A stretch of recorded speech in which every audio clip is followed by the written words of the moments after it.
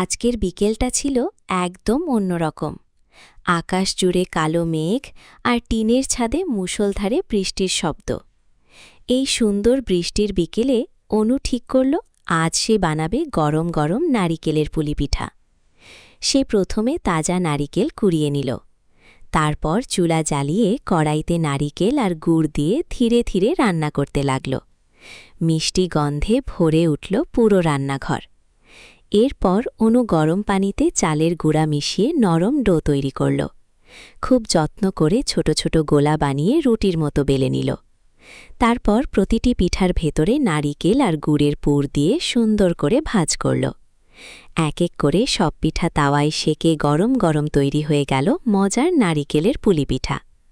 বাইরে তখনও ঝুম বৃষ্টি পড়ছে। অনু আর তার পরিবারের সবাই বারান্দায় বসে বৃষ্টি দেখতে দেখতে গরম গরম পুলি পিঠা খেতে লাগল। এই ছোট ছোট মুহূর্তেই লুকিয়ে থাকে গ্রামের জীবনের আসল সুখ।